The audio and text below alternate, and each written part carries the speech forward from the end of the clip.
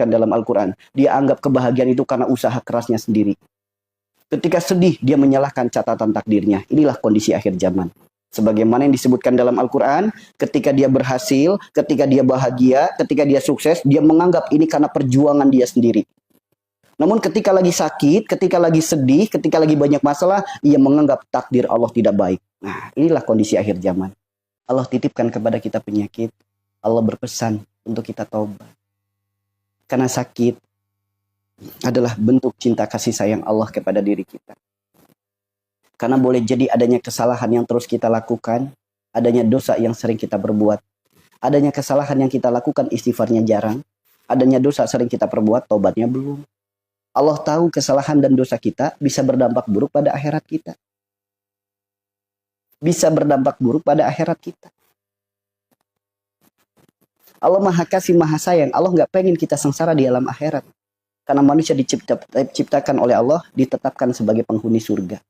Bagaimana mungkin kita akan kembali kepada surga jika dalam hidup kita masih banyak sifat perilaku perbuatan yang tidak baik dan dosa-dosa yang belum kita tobat. Bentuk cinta kasih sayang Allah kepada diri kita, Allah berikan teguran supaya kita sadar. Allah berikan kita teguran supaya kita eling. Ternyata kita sekarang lagi banyak kesalahan. Ternyata sekarang kita hidup lagi banyak dosa. Makanya Allah berfirman, ya ayyuhalladzina amanu tubu ilallahi taubatan nasuha. Allah perintahkan kepada siapa yang merasa dirinya beriman, bertobatlah kamu. Akui kesalahan, mohon ampun kepada Allah, berjanji tidak mengulangi lagi. Itu taubat. Yang dipanggil siapa? Yang merasa beriman. Andaikan ayatnya ya ayuhan nas, tentu semua manusia ketika sakit pasti tobat. Tapi yang dipanggil hanya yang beriman. Jadi bagi orang-orang yang merasa dirinya beriman, disuruh tobat, dia akan tobat. Itu teman-teman. Andaikan ayatnya ya Yuhana, semua manusia begitu sakit pasti tobat. Tapi yang tobat cuma yang beriman saja. Coba tanyakan pada diri kita sendiri. Apakah kita sudah termasuk orang yang merasa dirinya beriman? Ketika kita merasa diri kita beriman, maka tobat adalah jalan sembuhnya. Namun kalau kita masih merasa ini bukan gara-gara dosa, berarti kita belum beriman. Itu teman-teman. Ya, makanya hayu. Sikap perilaku perbuatan kita, inilah gerbang-gerbang datangnya sebuah penyakit. Bahkan di dalam Al-Quran disebutkan, surat Az-Zariyat ayat 21, di dalam tubuh manusia ada kebesaran Allah. Maka perhatikan, lihat ulama-ulama terdahulu ketika mendiagnosa penyakit, mereka begitu mahir. Tapi orang yang nggak paham dianggapnya sakti. Kok dia tahu ya perilakuku seperti apa? Kok dia tahu ya perjalanan hidupku seperti apa? Bukan. Karena memang ada ilmunya. Sakit ini sifat ini penyebabnya. Sakit itu perilaku yang ini penyebabnya. Sakit yang ono perbuatan ini penyebabnya. Itu ada ilmunya. Itu ada ilmunya, ada kitabnya, ada bukunya. Jadi bukan dia menerawang, kamu punya perbuatan ini. Bukan. Semua orang bisa mempelajari. Semua orang bisa mempelajari. Semua orang bisa belajar untuk mengerti. Teman-teman, saya tanya teman-teman pengen tahu nggak ilmu ulama zaman dulu cara untuk mendiagnosa penyakit? Dari mana datangnya penyakit itu? Kalau diagnosa zaman sekarang kan yang lebih didengar diagnosanya ilmu jasmani, diagnosanya ilmu kedokteran, diagnosanya ilmu medis. Kenapa? Mereka juga punya alat-alat yang canggih sehingga orang lebih percaya kepada medis. Nggak masalah, memang bagus. Sekarang sebelum adanya ilmu medis, ulama-ulama kita ahlinya dalam apa? Dalam mendiagnosa penyakit. Dari mana datangnya penyakit? Dari perilaku yang mana, perbuatan yang mana? Itu sebelum adanya ilmu kedokteran, ulama kita udah paling mahir dalam mendiagnosa penyakit. Teman-teman pengen tahu nggak? Penyakitku dari sifat yang mana? Penyakitku dari perilaku yang mana? Penyakitku dari perbuatan yang mana? Teman-teman pengen tahu nggak? Pengen tahu nggak cara mendiagnosanya seperti apa? Ini ilmu mahal loh teman-teman.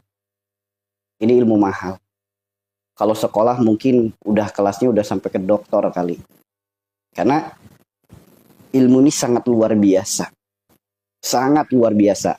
Andaikan kita mau mengikuti ilmu-ilmunya ulama-ulama terdahulu, sembuh penyakit kita bukan hanya hilang rasa sakitnya saja. Sembuhnya penyakit kita sifat perilaku perbuatannya juga sembuh. Sembuhnya penyakit kita, keimanan dan ketaatannya meningkat. Nah, kalau zaman sekarang kan sembuh hilang doang rasa sakit. Sifat perilaku perbuatan nggak peduli berubah apa tidak. Sembuhnya zaman sekarang kan hanya hilang rasa sakit. Keimanan meningkat atau tidak, nggak peduli. Kalau zaman dulu beda. Sembuh penyakitnya, sifatnya berubah. Sembuh penyakitnya, perilakunya juga sembuh. Sembuh penyakitnya, perbuatannya juga sembuh. Sembuh penyakitnya, keimanannya juga meningkat. Ini bedanya. Makanya kenapa ada bahasa sembuh berkah, sembuh istidraj. Sembuh berkah itu apa? Sembuh yang diiringi dengan keimanan dan ketaatan. Sembuh istidraj, hilang doang rasa sakitnya. Sifat perilaku perbuatannya nggak berubah. Yuk, kita lihat teman-teman. Allah berfirman dalam Al-Quran surat Az-Zariyat ayat 21. Allah berfirman dalam Al-Quran surat Az-Zariyat ayat 21. Di dalam tubuh manusia ada kebesaran Allah. Maka perhatikan. Itu firman Allah. Para ulama menyampaikan, manusia adalah miniaturnya bumi. Apa yang Allah ciptakan di luar tubuh manusia, semuanya ada dalam diri manusia. Apapun yang Allah ciptakan di luar tubuh manusia, semuanya ada di dalam diri manusia. Karena manusia diutus oleh Allah sebagai khalifah fil ard, pemimpin semuanya. Pemimpin semuanya. Ketika Allah berfirman dalam Al-Quran surat Ar-Rahman, di mana dua lautan bertemu ada dinding pembatas. Ternyata di dalam tubuh kita pun ada dinding pembatas yang memisahkan antara bagian satu dan bagian lainnya. Teman-teman tahu nggak dinding pembatasnya apa di dalam tubuh kita? Allah perintahkan, perhatikan. Yuk kita perhatikan. Coba kita julurkan tangan kita. Perhatikan di sini, ada garisnya nggak? Coba perhatikan, di sini ada garisnya nggak teman-teman? Garis yang memisahkan kulit putih dan kulit sedikit gelap. Kulit tipis dan kulit tebal. Ada garisnya nggak di sini? Ada kan? Coba diangkat. Garisnya menyatu nggak sampai ke bawah? Bahkan sampai ke kaki. Menyatu nggak? Memisahkan antara kulit depan dan kulit belakang. Bagian depan dan bagian belakang. Ada garisnya nggak? Ada kan? Coba. Disebut tangan dan disebut lengan ada garisnya nggak? Telapak tangan mana? Ada garisnya. Dari sini ke atas namanya telapak tangan. Dari sini namanya lengan. Karena setiap tubuh itu selalu dibatasi dengan garis. Rambut kita ada garisnya? Ada. Leher kita ada garisnya? Ada. Bahkan di sini ada garis dari ujung kepala sampai ujung kaki memisahkan antara kanan dan kiri. Tubuh manusia semuanya dipenuhi dengan garis. Bahkan mata dikelilingi dengan garis. Telinga ada garisnya.